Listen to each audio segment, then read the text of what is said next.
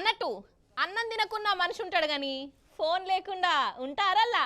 తాపకోమల్క దాని దిక్కు చూడండి మనసున వడనే వడది ఆగర్సే ఫోన్ ఖరాబ్ అయితే నరకం అంటే నరకమే ఫోన్ రోల్లా అవునా కాదా నిజం చెప్పుర్రి అయితే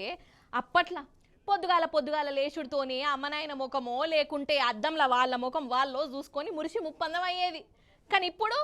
కళ్ళు తెరిచి ముందుగాల ఫోన్నే చూస్తాండ్రు పొద్దుగాల ఇక ఇవి చాలయని రీల్స్ పర్ఫార్మెన్సులు సరే ఇక ఇప్పుడు ఈ ఫోన్ తెరువుకు నేను ఎందుకు పోయినానంటే మీరు రైలు బండ్లల్లా ప్రయాణం చేస్తూనే ఉంటారు కదా నల్లా ఎక్కేటప్పుడు దిగేటప్పుడు చేతిలో ఫోన్ పట్టుకోనో మాట్లాడుకుంటానో ఉంటారా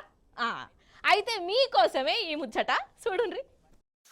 ఇంటురు అనుల్లా రైలు ఎక్కేటప్పుడు ఫోను మీ చెవు దగ్గర ఉన్నదే అనుకో ఇక కథమే మీరు ఆ బండెక్కరు జుర్మానా కడతారు అవసరమైతే డైరెక్ట్ జైలుకు పోయినా పోతారు అరే అవు అంటే కొత్త కండిషన్ తెచ్చిర్రు రైల్వేలోళ్ళు ఇదివరసంది ఎవరన్నా రైలు ఎక్కేటప్పుడు దిగేటప్పుడు ఫోన్ పట్టుకొని అంట్లోనే తలకాయ పెట్టినా ఫోన్ మాట్లాడినా అది నేరవేనట రైల్వేలోళ్ళు పట్టుకుంటారట ఇక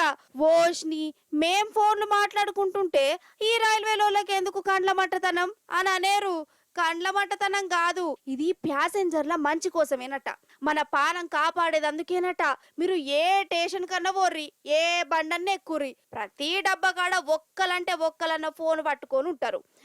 నేను ఎక్కుతాన్నా దిగుతాన్నా నేను ఈడున్నా ఆడున్నా అనుకుంటా బండెక్కుతుంటారు మరి అట్లా ముచ్చట పెట్టుకుంటా బండెక్కుడు దిగుడు చేస్తే ఏమన్నా ఉన్నదా బండెక్కబోయి పుసుక్కున బండి సందులో కాలు పెడితే ఎట్లుంటది పానం పోయినట్టే కదా అగో గసోంటి కావద్దనే గీ కానునట కాలి ఇదనే కాదు పట్టాల దగ్గర ఎవరన్నా రీలు చేసినా షవులల్లో హెడ్ ఫోన్లు పెట్టుకుని పట్టాల దగ్గర నడిచినా వాళ్ళను జైలను కూడా ఉంటది నన్ను అడిగితే ఇట్లనే చెయ్యాలి లేకుంటే ఏంది అరే ఓ దిక్కు బండత్తనే ఉంటది వీళ్ళు ఫోన్లలో మునిగిపోతారు సోయి ఉండనే ఉంటది ఈ ఫోన్లు చేయబట్టే చాలా మంది లాస్ కూడా రైల్ స్టేషన్లల్లా కదా అవునా కాదా